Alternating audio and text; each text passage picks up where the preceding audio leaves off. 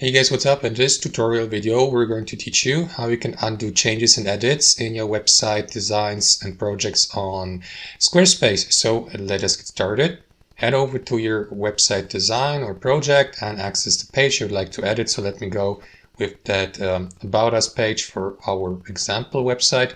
So scroll through your page, guys, and apply a change. For the sake of this tutorial, let me move that Contact Us form here or text box just a little bit around. So that's the change. So if you'd like to undo the change, guys, all you need to do is click into that arrow to the left icon in the top left corner next to exit here to undo that change, and that is going to move or undo the most recently applied change or edit. You may also redo the change if you'd like, if you accidentally undid it, for example, by clicking into that arrow to the right icon, and that is going to redo or repeat the last action or edit. And that's it. That's how it works, guys. Thanks for watching and have a fantastic day.